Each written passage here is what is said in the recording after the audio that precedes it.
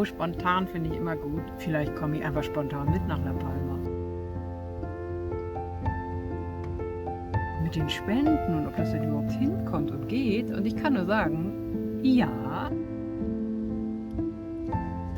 Auch alte Ängste kamen und wovon willst du leben? Willkommen zu einem neuen Video.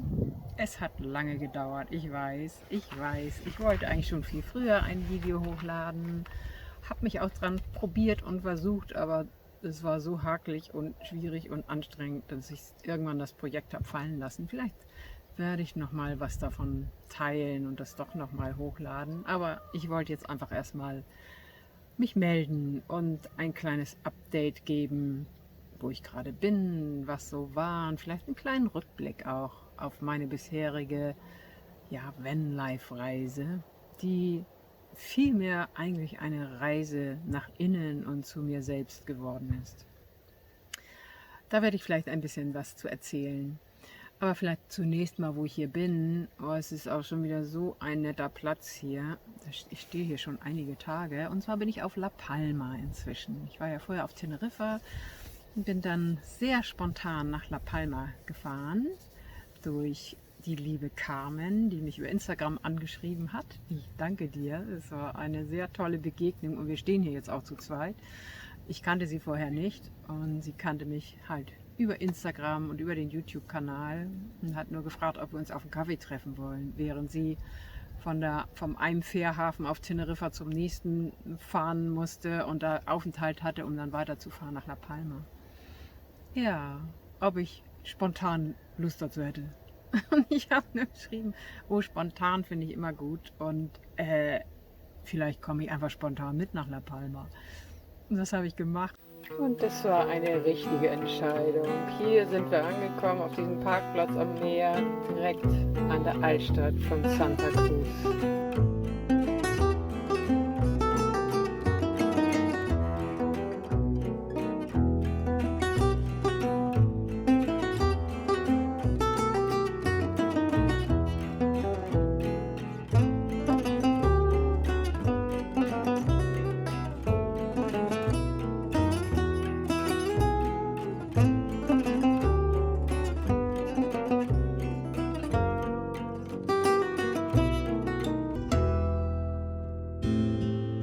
Nach 2 Tagen bin ich dann einmal quer über die Insel auf die Westseite gefahren und konnte schon diese wunderschöne grüne Natur von der Isla Bonita, der schönen Insel, bewundern, wo man halt auch unheimlich toll wandern kann.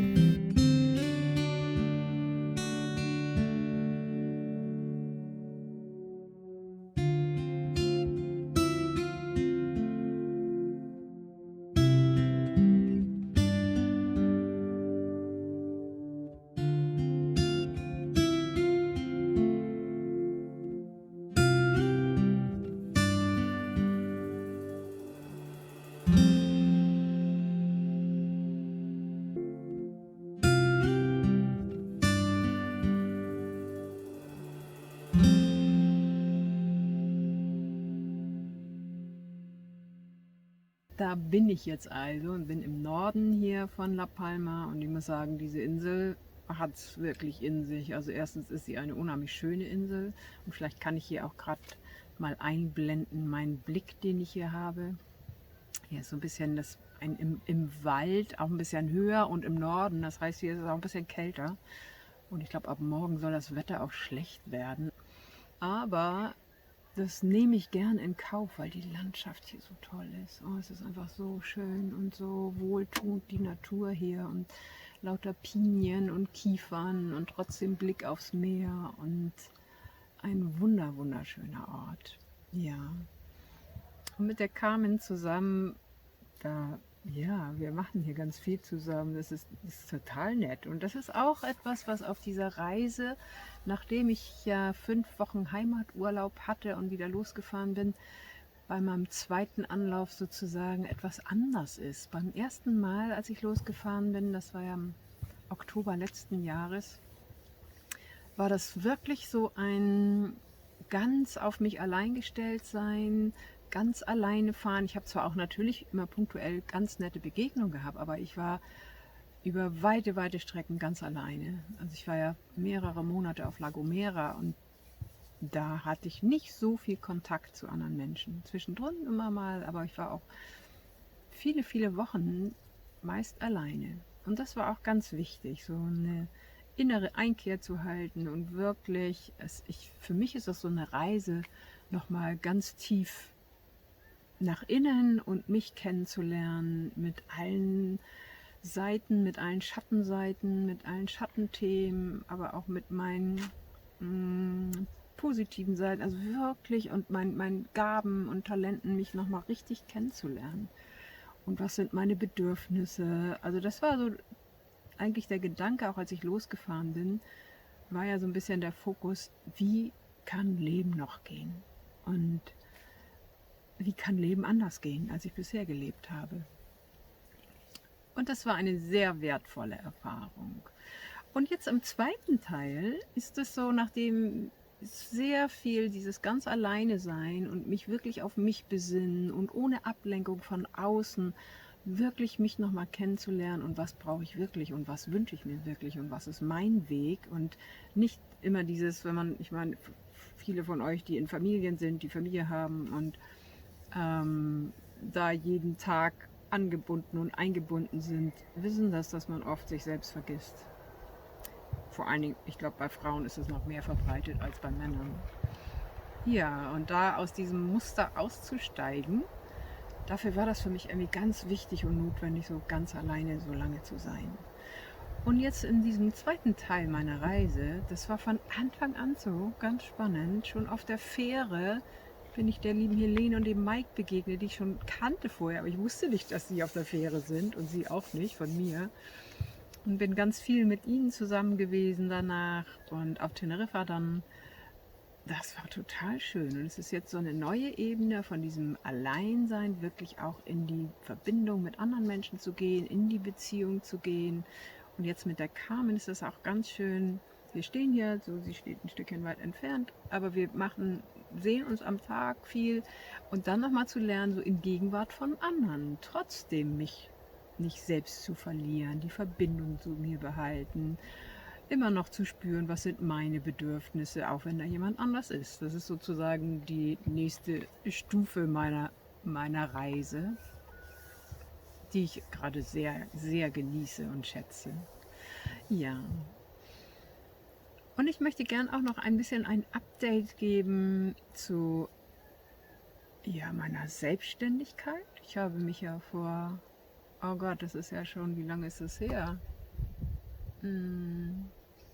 Ich glaube, gut 1,5 Jahre ist das her, dass ich mich offiziell selbstständig gemacht habe und schon auch wusste, ich will Online-Mentorings machen. Aber es brauchte einen langen Weg, bis ich das dann in die Tat umgesetzt habe.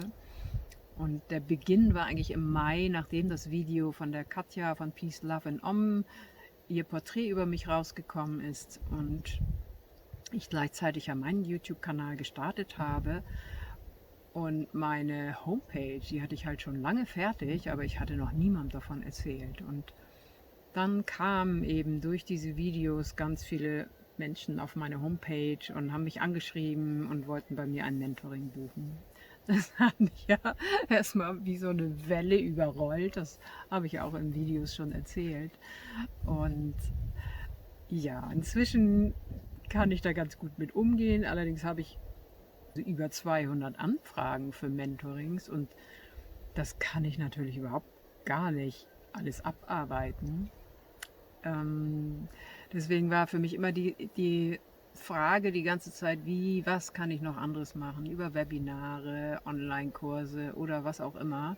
In welcher Form kann ich das, was ich vielleicht zu geben habe, auch in den Mentorings, mehr Menschen zur Verfügung stellen? Und da bin ich jetzt auch ein bisschen weitergekommen. Und ich muss dazu sagen, das war auch ein unglaublicher Prozess, weil wenn man sowas macht, braucht man natürlich ein bisschen Know-how, wie das alles funktioniert. Und das war für mich ziemlich schwierig. Ich habe alle möglichen Webinare, Masterclasses, ich weiß nicht was alles mitgemacht. um rauszufinden, wie kann ich das denn konkret umsetzen. Ich bin dann immer wieder darüber gefallen, ja, ich nenne das mal so, dass die halt alle in diesem normalen Denksystem drin stecken, so wie unser auch Geldsystem funktioniert. Und das war mir von Anfang an klar, ich will das anders machen. Das habe ich auch in einem Video schon mal erzählt. Ich möchte das gern, was ich mache, Menschen zur Verfügung stellen, und da es für mich immer dabei auch um Heilung geht, um Heilung des Einzelnen, aber letztlich, wenn wir alle irgendwie heilen und unseren eigenen Weg finden und in unsere Zufriedenheit kommen und ein glücklicheres Leben haben, dann wird sich auch unsere Welt verändern. Je mehr sozusagen das tun und diesen Weg gehen.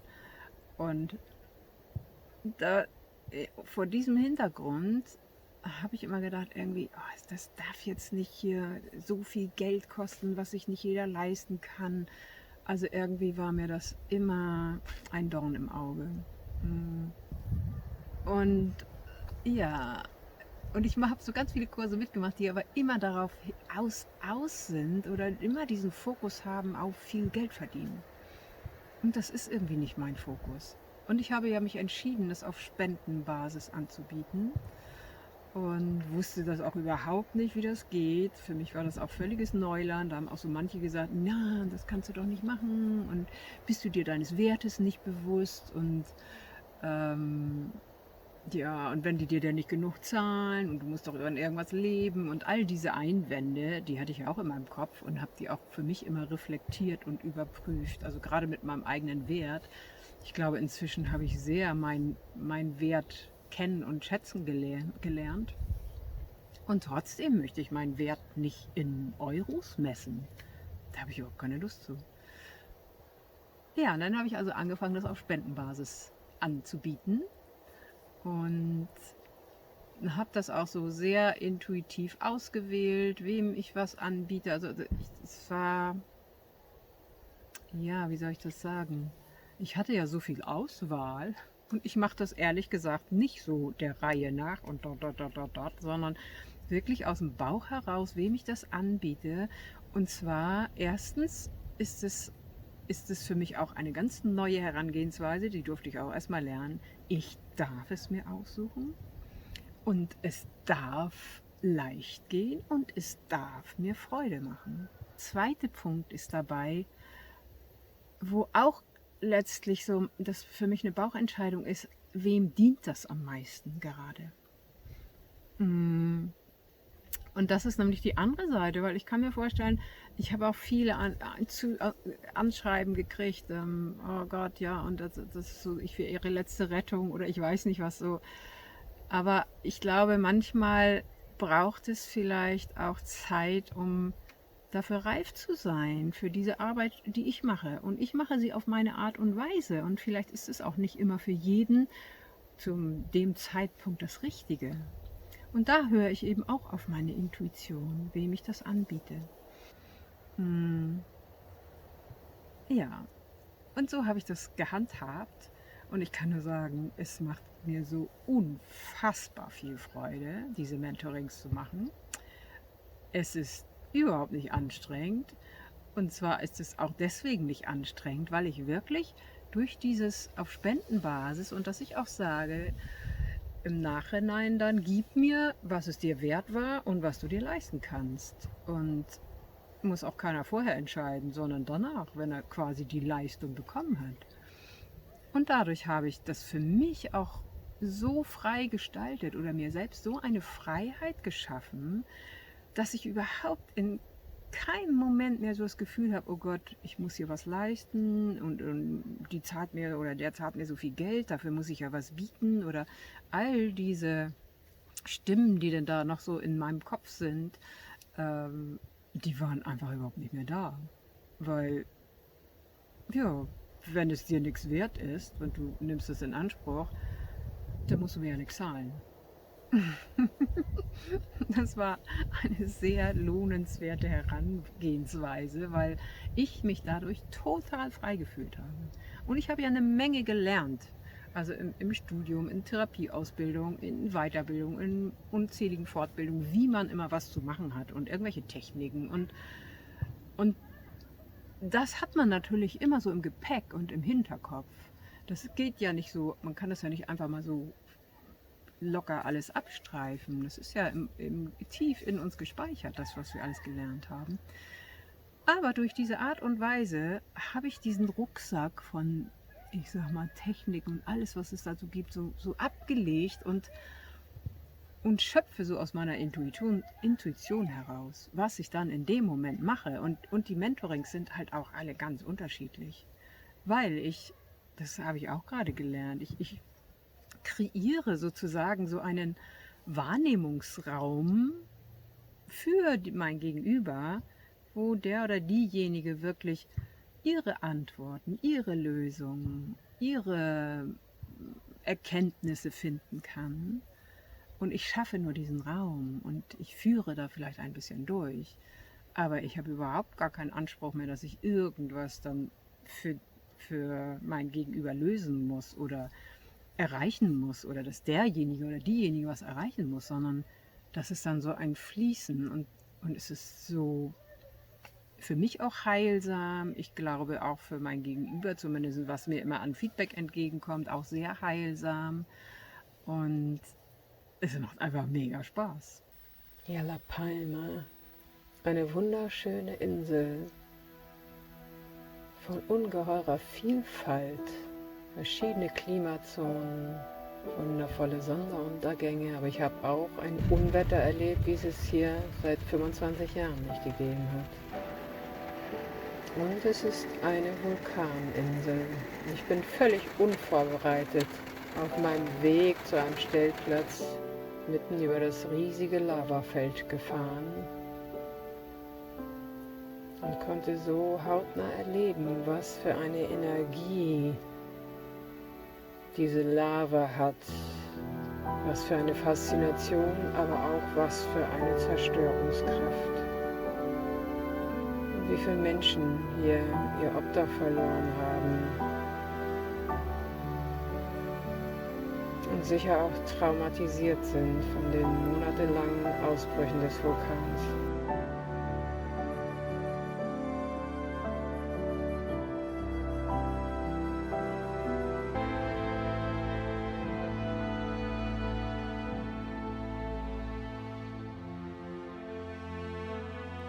Hier die Lavafelder sind teilweise noch über 600 Grad heiß, sodass es hier auch bisher nur diese provisorische Straße gibt.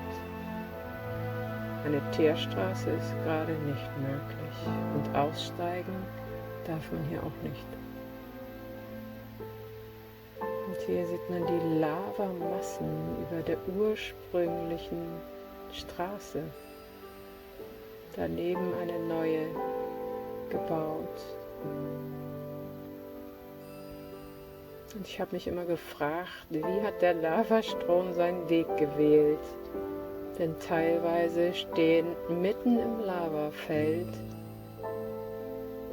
völlig heile Häuser, aber überhaupt nicht zugänglich.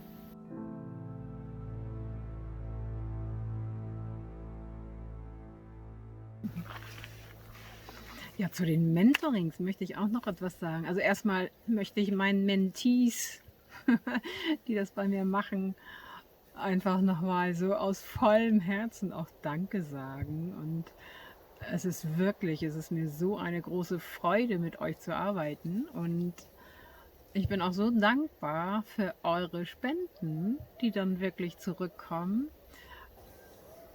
Und ich habe gesagt, dass es halt so leicht ist und so viel Spaß macht. Das hat überhaupt nichts oder sagt nichts darüber aus, dass das nicht manchmal um ganz schwere und tiefe Themen geht. Und also das klingt vielleicht so, oh, dann machen wir das alles so locker leicht, aber es geht einfach sehr, sehr, sehr tief. Und ich merke durch meinen eigenen Weg, der so gar nicht einfach war, habe ich, glaube ich, die Kapazität, dafür den Raum zu halten. Und dass es halt, glaube ich, nicht so viel gibt, was mich schockiert oder was mich schocken kann. Und ich glaube, das ist auch so wohltuend für mein Gegenüber zu merken, dass ich diesen Raum dafür halten kann. Und weil ich kenne das selber, wenn mein Gegenüber mein Leid nicht aushält, das spüre ich sofort. Und das spürst du wahrscheinlich auch. Und dann traue ich mich gar nicht mehr, mich weiter zu öffnen oder weiter aufzumachen. Und ja, ich glaube, das ist auch eines meiner Talente, die ich habe, dass ich da sehr viel halten kann und mit aushalten und mittragen kann, ohne dass es für mich zur Last wird. So gar nicht. Also für mich ist es so ein wunderschönes Erlebnis auch, diese Prozesse von denjenigen, die ich begleite, mitzuerleben. Und es macht mir so viel Freude zu sehen, wie viel Entwicklung auf diesem Weg passiert. Das ist irgendwie, ich liebe diese Arbeit. Ich finde das echt wunderschön und bin so unendlich dankbar, dass ich das tun darf. Das Verrückte ist, ich habe mir damals, als ich diese Homepage baute, da hatte ich dann ja auch irgendwas mal im Kopf und was ich da für einen Betrag reinschreibe für so ein Mentoring. Und ich wollte das aber, wie gesagt, auch Menschen anbieten, die sich vielleicht nicht so viel leisten können. Und das ist jetzt total aufgegangen. Also ich habe das Neues, weil mich einer fragte hier auch, und wie viel das dann ist und wie viel ich denn da einnehme und mit den Spenden und ob das denn überhaupt hinkommt und geht. Und ich kann nur sagen, ja, im Durchschnitt ist es sogar ein Tick über dem Betrag, den ich da eingegeben habe. Und es sind manchmal welche, die ganz wenig zahlen können und andere zahlen aber viel mehr. Und der Durchschnitt, also der ist für mich irgendwie total okay und fühlt sich ganz, ganz gut an. Und es fühlt sich auch gut an, das auf diese Art und Weise zu machen. Genau, dass da eben auch Menschen dran teilhaben können, die gerade vielleicht nicht so viel Geld haben. Und vielleicht auch in ihren Heilungsprozess gehen dürfen oder ihren Herzensweg finden dürfen.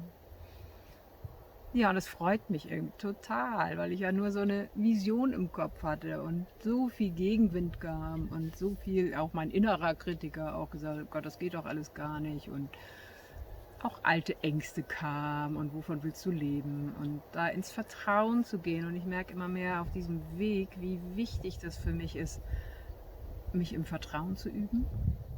Ja, im Vertrauen, in Geduld, weil manches geht nicht sofort, so wie, oh Gott, ja, ich wollte auch schon viel früher immer ein Video machen und es ging aber nicht, es ging aber nicht, es ging aber nicht.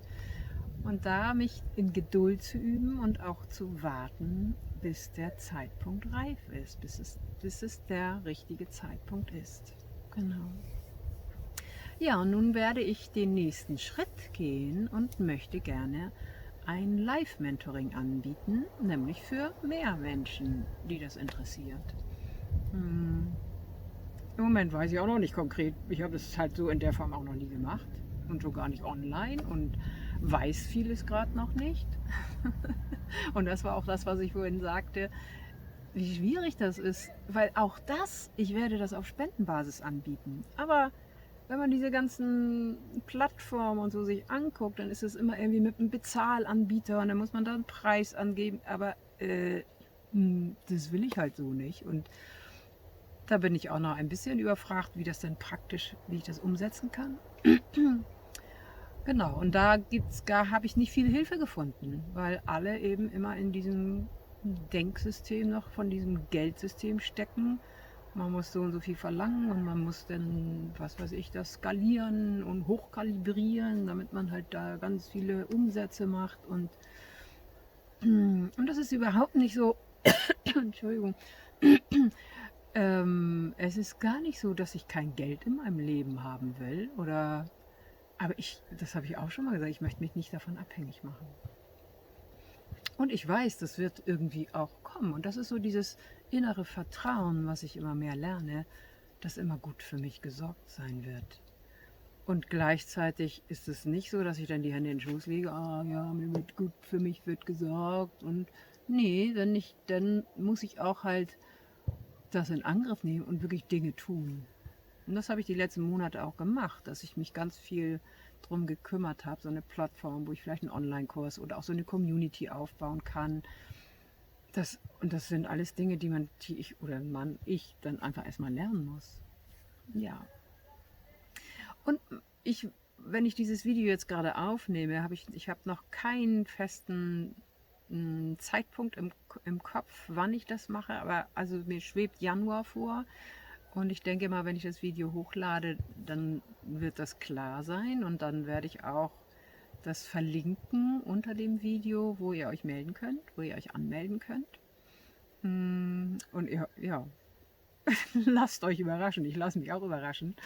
Und ich habe auch so den Gedanken gehabt, dass ihr da vielleicht auch, muss ich mal gucken, wie ich das technisch umsetzen kann, wenn ihr euch dazu anmeldet, wenn ihr Lust dazu habt, dass ihr vielleicht auch eine Frage mit reinschreiben könnt, was euch interessiert, weil ich werde nicht ein festes Thema machen, darum geht es jetzt, sondern ich werde das dann auch abhängig davon machen, wer nimmt denn teil und was ist denn gerade im Feld, welches Thema liegt oben auf und worum geht es hier heute. Und ja, ich werde bestimmt einiges aus meiner Erfahrung dann teilen, möchte auch gerne Meditationen wahrscheinlich anbieten und ja, einiges auch von meinen vielen Tools und vielleicht auch Techniken, die ich gelernt habe, wie man dann vielleicht mit der Geschichte umgehen kann, um die es dann geht. Also, ja, seid ihr herzlich eingeladen, wer mag, sich da anzumelden. Und ich werde das in irgendeiner Form so handhaben, dass ihr euch anmelden müsst. Also man muss sich wirklich anmelden. Dann bekommt ihr einen Zoom-Link zugeschickt und ja, und dann könnt ihr zu dem Zeitpunkt da teilnehmen und könnt hinterher auch entscheiden, was war es euch wert und was mögt ihr geben. Was mögt ihr spenden. Also so schwebt mir das gerade im Kopf vor. Mal gucken, vielleicht ändert sich das noch. Aber ich merke jetzt auch, wenn ich je konkreter das werde, habe ich auch richtig Lust dazu. Und freue mich auch, da mit euch dann wirklich noch mehr in Kontakt zu kommen und in Kontakt zu sein. Und auch so direkt und live vielleicht auch auf Fragen antworten zu können. Also so habe ich das ja immer mal gemacht im Video, dass ich was beantwortet habe. Aber ich mag das in diesem direkten Austausch. Das ist irgendwie viel, ich glaube, noch viel hilfreicher. Weil ich merke immer, wenn ich auch hier irgendwas erzähle, jetzt in dem Video und ich mache das dann aus und dann lade ich das hoch und dann kommen irgendwelche Kommentare, dann denke ich mir, ah ja, den Part habe ich vergessen, das habe ich ja nicht erzählt, ach stimmt und das wäre auch wichtig gewesen. Ja, und das ist vielleicht in so einem Live-Event noch ein bisschen anders, weil dann kann ich halt direkt darauf antworten, wenn eine Frage kommt. Mit Carmen zusammen habe ich dann einen Ausflug gemacht zur höchsten Erhebung von La Palma, dem Los Muchachos, über 2400 Meter hoch und über den Wolken.